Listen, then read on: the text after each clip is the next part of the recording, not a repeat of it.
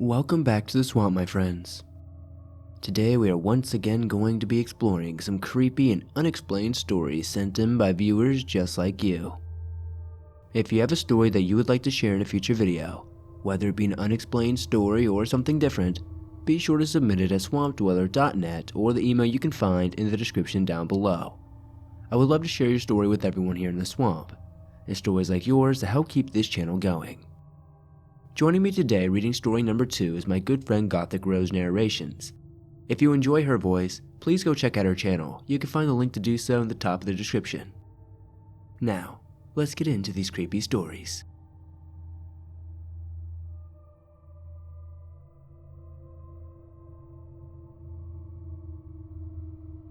When you deal with surplus firearms, there is always a question hanging in the background. Does this have a body count? The iconic 1903 Springfield was the standard US Army rifle in the Great War, but most people would be shocked to find out that very few were used during the war. Before the US entered the war, our arms industry was cranking out pattern 14 rifles for the British, and when it came clear that the US would have to join, the Army told everyone to make those rifles in 30-06 for Uncle Sam. After the war, we kept the 1903s instead of the 1917s, but when World War II came around, G.I. Joe went to war with a Garand. So, this morning, my cop buddies asked me to come to the police station. They led me back into a room and pulled out a pistol and wanted to talk to me about it. It was a P-64 or a Polis Makarov, the kind of thing that Soviet-trained armies gave to political officers and headquarters staff to shoot conscripts who were cowards or disobedient. They asked some general questions about it before they started asking me some really weird specific questions about it. At a loss, I asked them what this is about. They tell me that they got it on a guy they picked up as a suspect in a shooting. I tell them that this gun more than likely hasn't shot anyone in 40 years. They ask me how I knew that. I tell them about the wear and chamber and the difference between Soviet 9mm and European 9mm, and they thank me. Of course, I couldn't tell them about the 3 ghosts in 1970s Polish Army uniforms that were hanging around that pistol that killed them.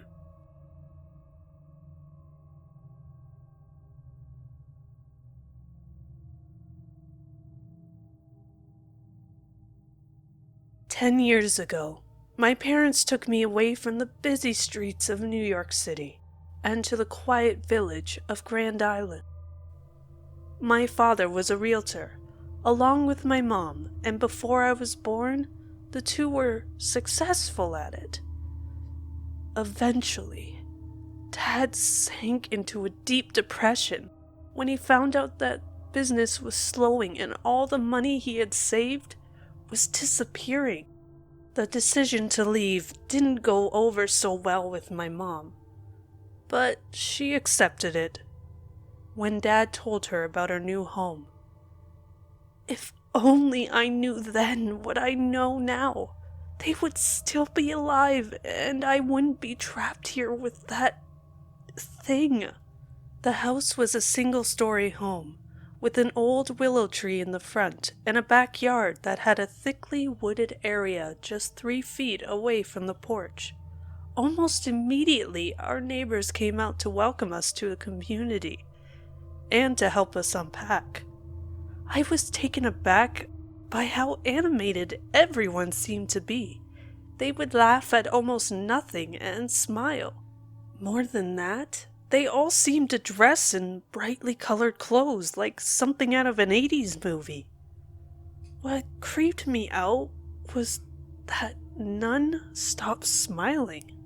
My mom told me that they were just trying to be friendly, since we are new here, so I pushed it to the back of my mind. Enrolling in the local high school was easier than my parents thought it would be, and within a month, I was already waiting at the bus stop. I met a few teens my age, but none of them seemed interested in speaking to me. After we got off, they all started whispering about me, and none of it was good.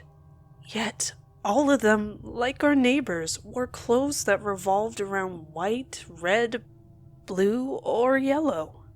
Unlike me wearing mostly gray or black, this seemed to irritate many of them, and even scare a few. But for what reason, I don't know. Luckily, I was able to make at least one friend. Ruby was her name, and unlike the rest, she was at least interested in getting to know me. A relief after a very tough week.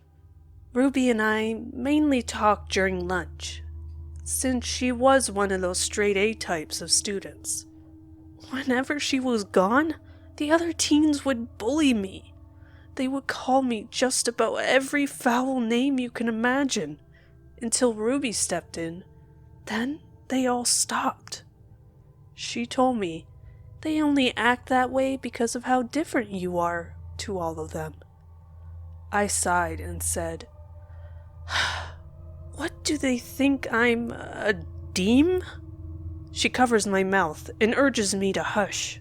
She looks over my shoulder, then slowly taking her hand away from my mouth and says, "Please, don't say it." Seeing her tremble, I changed the subject. Soon Ruby began hanging out less and less with me, down to outright avoiding me at times, as if I didn't feel lonely enough already. Her absence in my life and my parents' lack of attention caused me to turn to the internet for some kind of outlet. Music worked for a bit, but what really helped was when I found an antique store not far from my home. I loved antiques, and this store had plenty to spare. The shop was packed with wood carvings of gargoyles, books written in different languages, pendants with serpents on them. You name it, they had it. The only problem was the shop owner wasn't around much, so I couldn't buy any of it. Towards the end of another agonizing week in October, instead of going home, I went and visited the antique store, praying for some kind of luck. Fortune seemed to smile on me that afternoon, since this time I met the store's owner.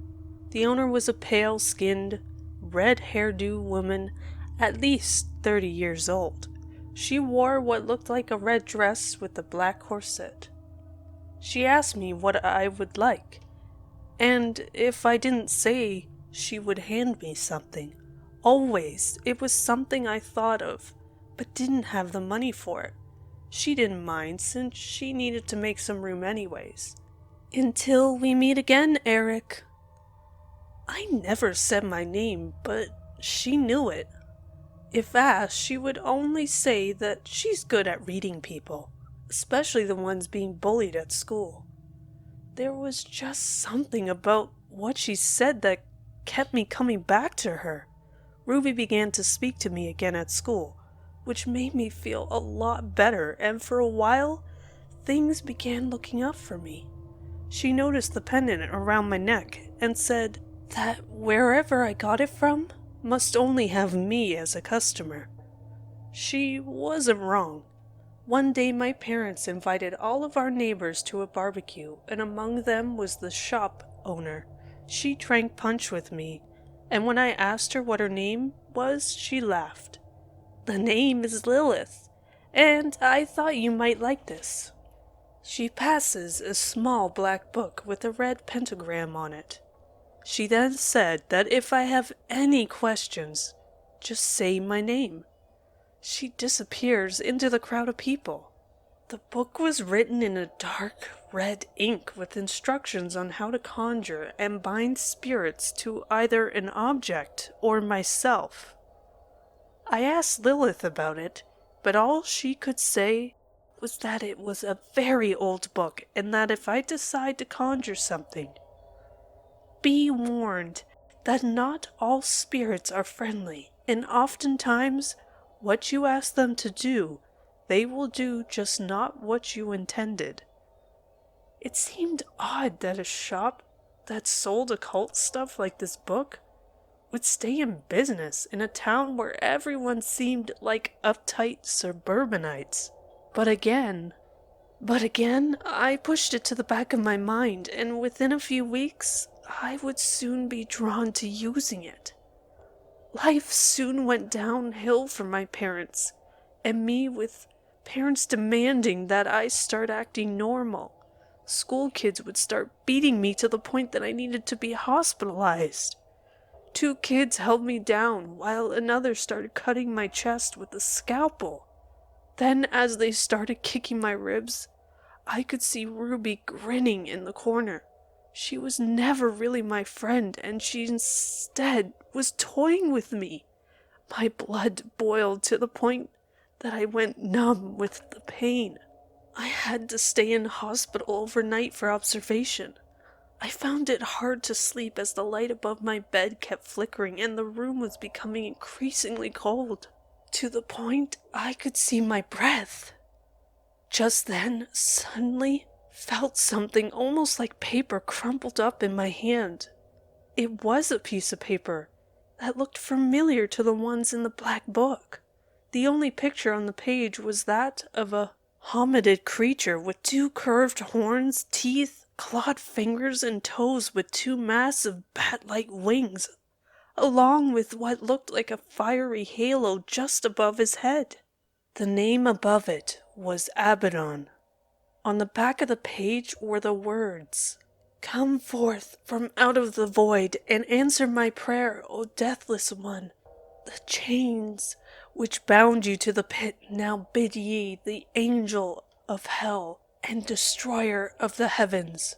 No sooner had the last words left my mouth than I began to hear the sound of chains rattling, followed by a low murmur that for whatever reason causes me to pass out. But between consciousness and unconsciousness, I see the bottom of a human wearing a tattered black cloak and chains dangling from his wrists. I was allowed to go home as my wounds healed overnight, to the surprise of both me and the doctor. In fact, it was like I was never injured at all. The school became easier for me, as the people who bullied suddenly had to stay home due to an illness. Honestly, it was great. No one picked on me, with nearly everyone parting away from me as I walked down the hall from class to class, like I had an invisible bubble around me. One day, though, that all changed, when a kid from the football team shoved me off the bleachers. He and his buddies laughed. Ruby ran up to one of them and began kissing him. I watched in shock as the teen was suddenly lifted into the air. Ruby screamed as she was dragged down the bleachers by her hair, and her boyfriend was flung into a wall. The thing was that no one was grabbing them. Something seized them both and then flung them like rag dolls.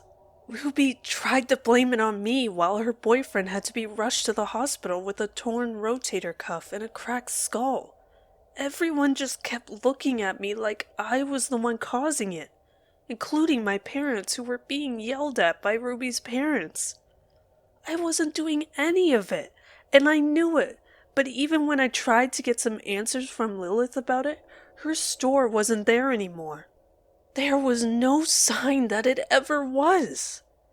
That night I went for a walk to clear my head, and within half a mile from my house, I got pulled into the woods by a couple kids from school. They hit me first with fists, then one of them hit me with a rock. I went in and out of consciousness.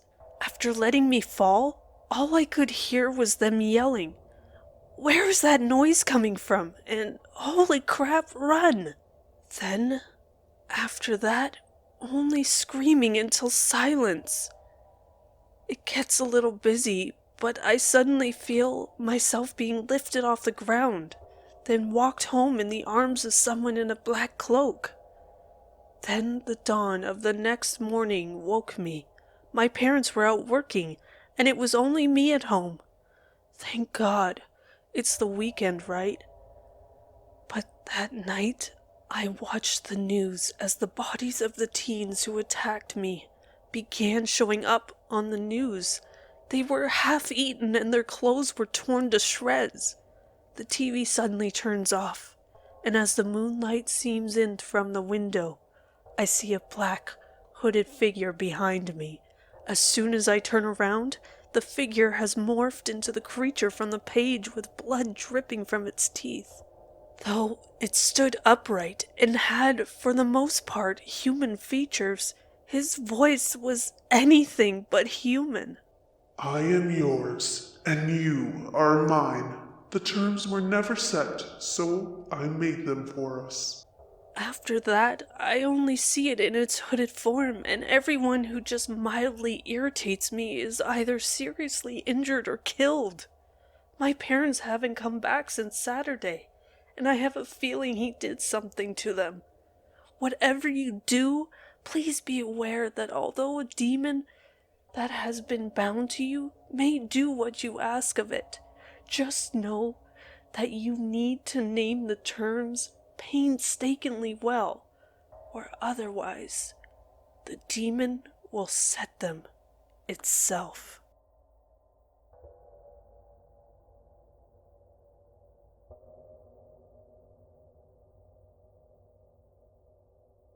My childhood home is in Mexico.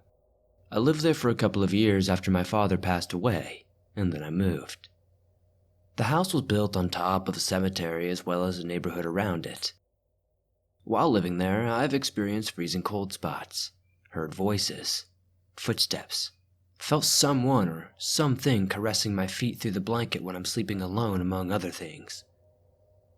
Ever since I was little, and before I knew any of this, I've been feeling like I was being watched. I feel this most when going up the stairs. Our stairs are an upside-down U-shape, if that makes any sense. Every time I go up, there's a little balcony right behind me, and I always get the feeling that someone's watching me go up the stairs. My husband feels the same way. Anyway, I'm 27 years old now, and I experienced something that I cannot explain. I was sleeping in the master bedroom, balcony and hallway doors locked. It was about 3 p.m., and I was sleeping face up and covered all the way up with a blanket. I woke up to the sound of footsteps. It sounded like they were walking from the right side of my bed where my head and door were, to the left bottom side of my bed, right where my left foot was. I sleep very light, and I heard the footsteps from the moment they started. I opened my eyes and said, "Hi, baby," to my husband as I sat up and took the blanket off my face. To my surprise, there was no one there. I realized the door was locked, and no one could get in the room, as there was no way of opening any of those doors from the outside. This realization made me petrified. My heart started pounding, and I looked around the room and under the bed, even though I know no one fits under the bed. No one was there. I know this is real, and not one of those moments where you're half asleep and believe you're hearing things. I had my eyes already open when the steps were still happening. I don't know what it actually was, but it was so scary. After my investigation, I covered myself up again, and I was terrified. I fell asleep soon after and only awoke when my husband got home from work. The weirdest part of it all was a lady I had met after that. She told me my house is a portal to the afterlife, just by looking at it. The thing is, I never mentioned anything about what happened there.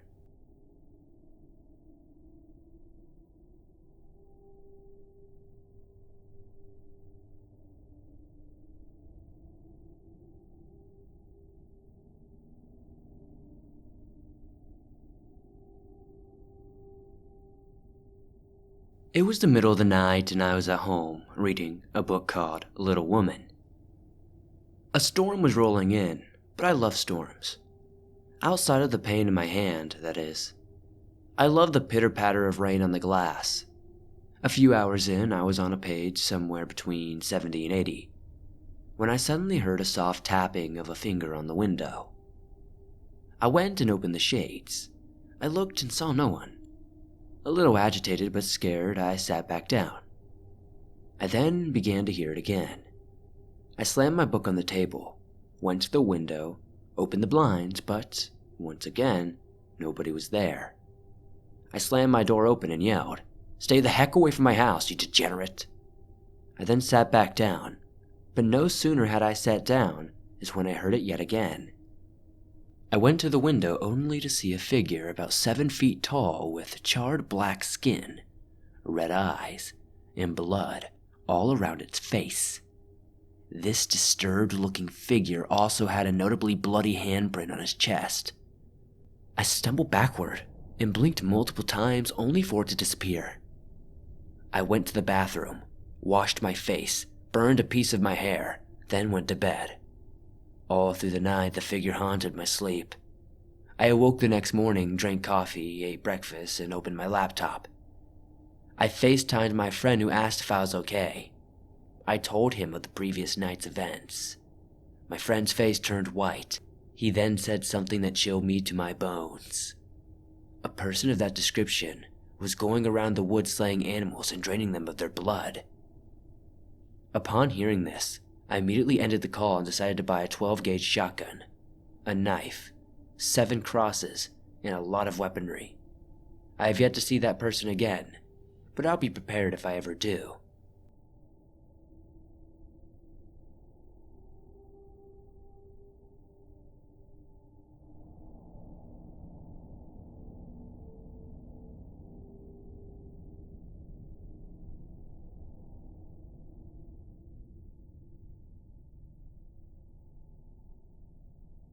Let me start by saying this was over 10 to 12 years ago. I'm in my early 20s now. This happened to our family, beginning in the house I was brought home to from the hospital. Multiple other homes throughout the state as well, and it finally stopped when we moved over 1,000 miles away. My family always believed in the paranormal. As growing up in Louisiana, all of us had encounters throughout our time there. But the darkest encounters started in the home I was brought to after I was born. My parents have always talked about this house, and it is the house they have had the most activity in. It started in my room. My older brother kept his toys in there, like the red and yellow car that you push with your feet, and it would move on its own out of my room and down the hallway and would then stop. Our oven would turn on to extremely high temperatures when our nanny was home, and she would report people banging on the front door when she was right next to it, but no one would be there. When my mom would be alone at night, when my father was at work, she would get creeped out and felt like somebody was looking at her. One time, she looked up at one of the vents in her bedroom and a green light would be coming out from it. This was honestly just the beginning of it all. As we moved to another home in the same city, not even a year or two later, in the second house, we had issues with our second floor smelling like rotten flesh and eggs in certain spots. Sometimes, there would be a 20-degree difference in other spots. This is the house I began to remember things in as we stayed in this house for a few years. The first memories I have of paranormal encounters were at this place in my room. I was asleep and would wake up not knowing the time, but I would always feel like someone was at the end of my bed, and sometimes I would even see a black figure sitting there. The figure never scared me, and I was more curious than anything.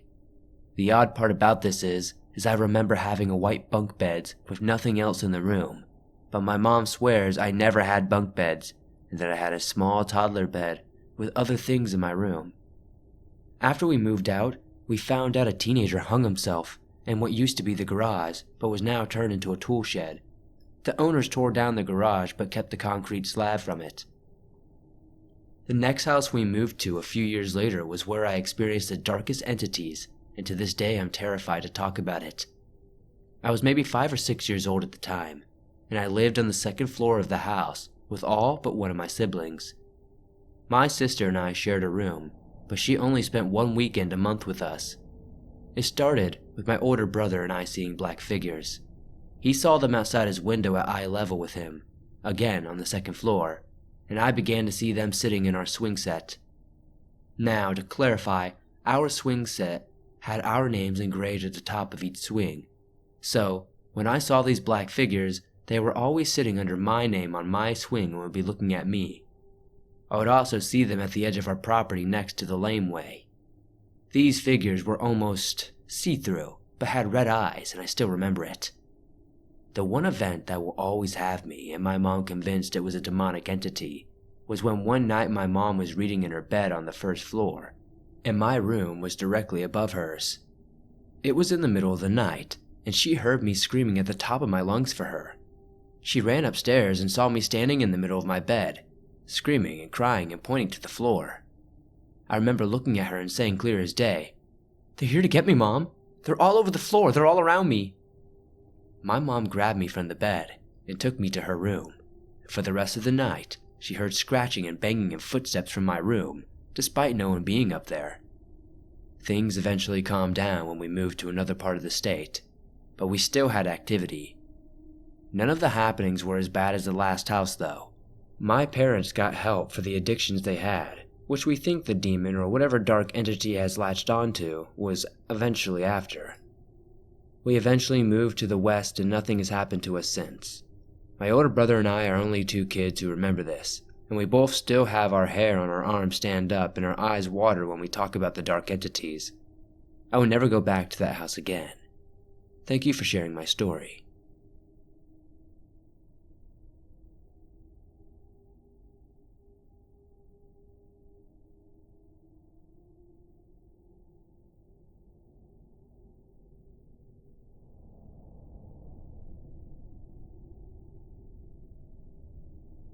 My story is really short, but I think your show would enjoy it. I once stayed a week over to house sit for my goduncle. It's easy money for a 13-year-old. I got to play games all alone and was never told when to go to bed or what to do. I was on cloud 9. Throughout the week, something just didn't feel right. Things were moved around, but initially I didn't pay it much mind. I just thought, whatever. This was until the last 3 days, though. The events got a bit more serious at this point, and I found certain parts of the house to be extremely cold. It was like I stepped into a walk-in freezer, and I'd often feel like I was about to pass out. The second to last day and night, I thought I saw footprints, and I would often hear the cabinets close and shut over and over until 3 a.m. I didn't sleep because I was genuinely terrified. The final night is what I will never forget.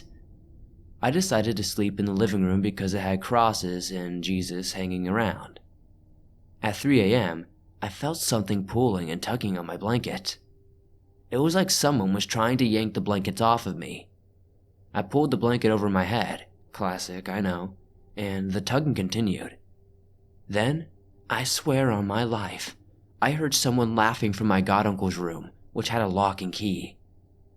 Once my goduncle showed up to drop me off at home, I told him what happened, and he told me how some guy offed himself in his house. I looked up the guy and found the guy, and his name was George. As it turns out, my goduncle's house was haunted by a poltergeist or something like that. It's not the scariest story that you've probably ever been sent, but honestly, it really creeped me out.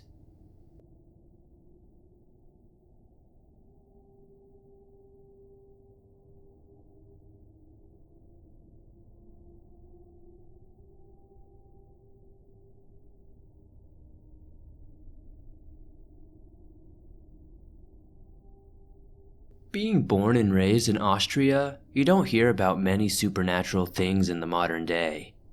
That said, for some reason, I encounter a lot of these things. This story happened when I was 10 years old.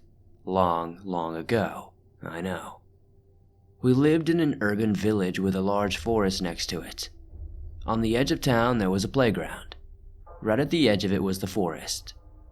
One evening, my mom worked late shifts, and so I and my brothers were alone.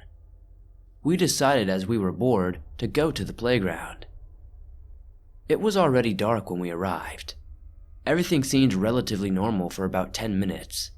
We played tag and were having a great time. That was until I looked at the forest. In the forest, I saw something bright move. I pointed it out to my brothers, but they claimed to have seen nothing. Eventually, this thing was coming closer, and I saw it in a bit more detail. It was a humanoid entity. It was thin and slender looking. The way it looked was honestly just weird, unnatural. Here is my best description. Do you know these spots you get in your vision after you look at a bright light like the sun and then look away? It was basically like that, but in human shape and moving. As it walked out, I began to see more of this thing, or whatever you want to call it. There were tons of them all around the playground. Many of these beings were smaller, almost toddler-sized, and were seemingly playing on the playground. My brothers still didn't see it, and wrote it off as a joke. That's when suddenly things stopped in place. They turned towards a nearby hill and walked towards it. They seemed to walk into each other, and kind of, grew together. It looked like they grew into a tree. The tree stood there for a minute, and then grew more transparent until it disappeared entirely. This was the first big thing I saw. After that, I saw these things more often. After some time, they stopped appearing. Then, I started seeing these things again last week. I'm not sure what they are, but if I see them or learn more, I'll keep you posted on it.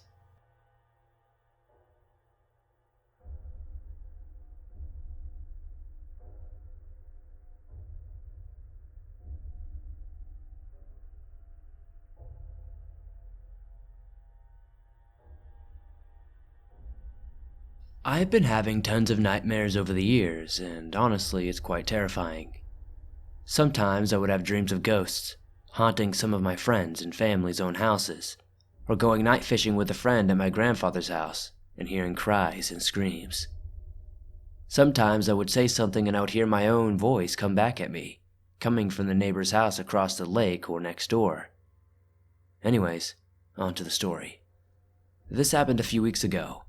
It was around 10 p.m. Central Time for me, and I was very exhausted, as it had been a very busy and exhausting day.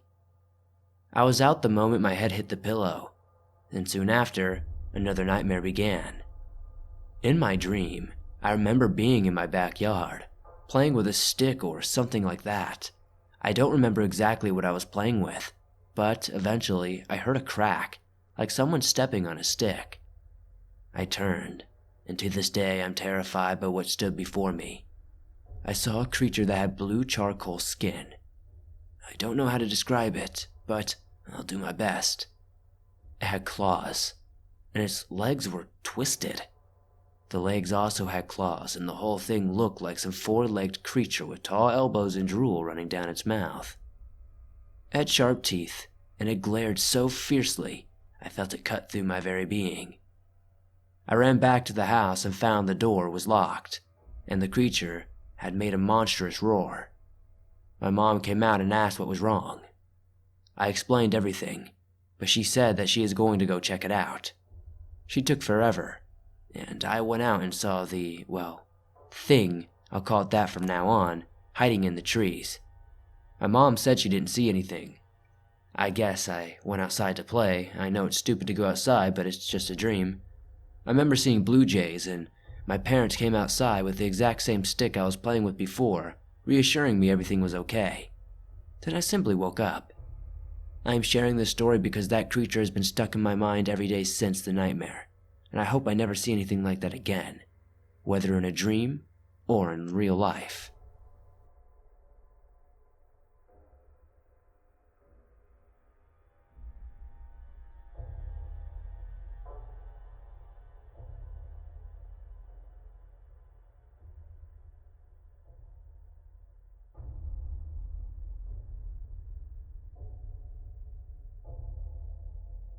When I was 12, my parents moved in some apartments in Sacramento. One day when I was still unpacking with my friend and my chihuahua Paco, it wasn't long before we began to feel uneasy, and my dog hopped up onto his feet, hair sticking up like a cat. Paco started to growl, and his growl grew deeper with every passing second, until he finally went berserk at the door. Keep in mind, it's just me and my friend and my dog at this point. Freaked out, we ran outside, but as we did, it felt like the apartment came to life. It was as though the energy shifted, and it felt like the place was shaking. We stood outside the remainder of the night until my parents got back home. Fast forward a few months, and I and my brothers used to play a lot of manhunt with the kids at the apartment complex. One day, it was dark and slightly foggy.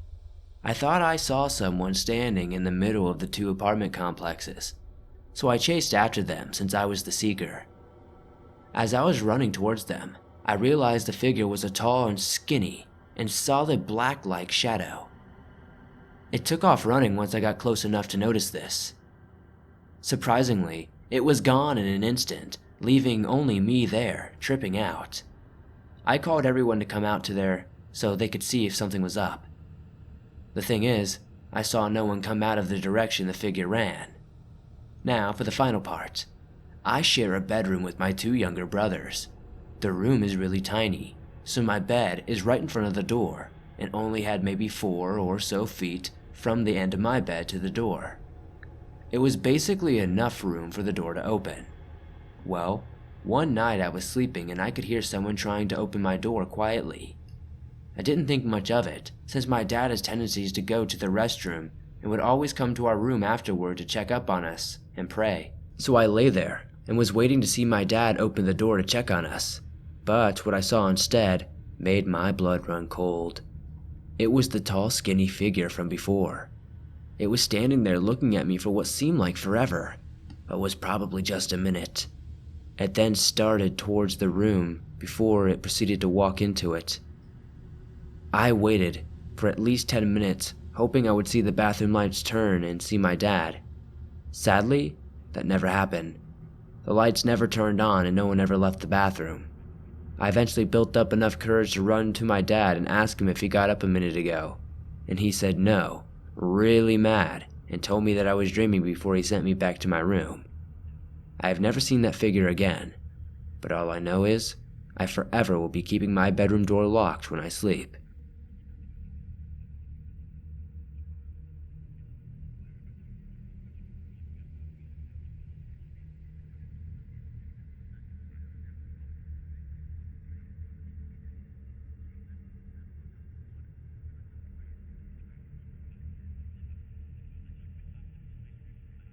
The following incident occurred at my parents' home that they're currently living in. The house in question is quite an old house with a lot of history. 150 years of history to be exact. The house itself is located near my hometown of Strathroy, Ontario. Near the house and across the dirt road is a massive cow pasture with a forested area around it. The house itself is 2 stories and has tall evergreen trees around it. As I said before, the incident in question happened in this place. However, many disturbing and creepy things happened here as well. For example, there are many times we've heard voices, seen apparitions, and at one point, we even captured a menacing-looking dog mid-growl.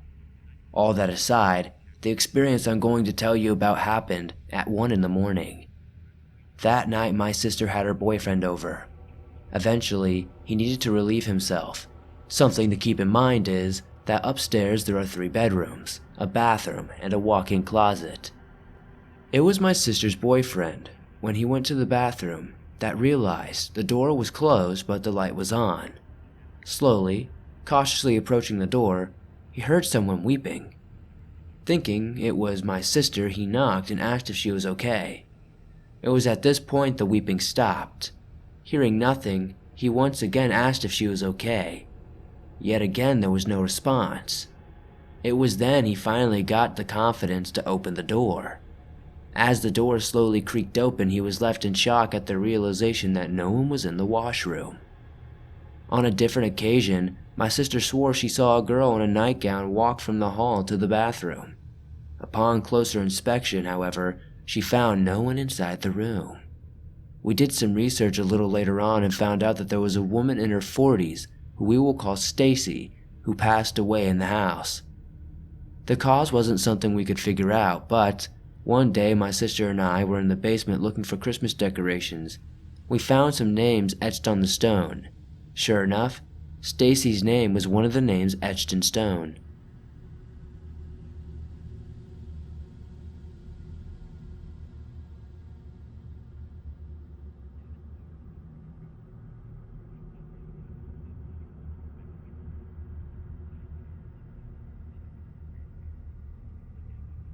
Thanks for listening to these creepy, unexplainable stories sent in by viewers just like you.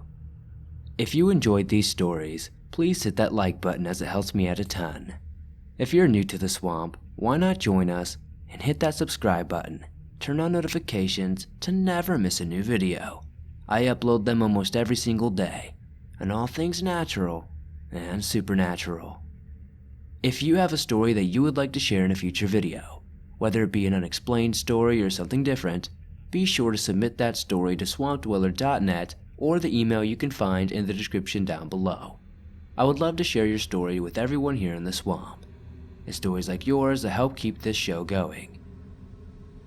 If you're not aware, you can download all your favorite Swamp Dweller scary stories on iTunes, Spotify, Podbean, Stitcher Radio, and pretty much every other major podcast platform out there. If you enjoyed my friend, Gothic Rose's narration's voice today, please be sure to check out her channel and subscribe. The link to do so will be at the top of the description. I would really appreciate it if you guys would show her some love for helping me out. She really does narrate a lot of great stories. What did you guys think of these stories? I would love to know. Have you guys ever experienced anything unexplainable or paranormal? This series is probably the longest going series so far on the channel, and it's pretty wild to see that we're getting pretty close to 40 episodes. Do you guys think we should do something special for 50? Let me know down below. If you made it all the way to the end, today's code word is Blue Sound Wave. Comment that down below to let me know that you made it all the way to the end, and to confuse anybody who didn't. I appreciate you guys as always, and I'll see you guys soon with another creepy video.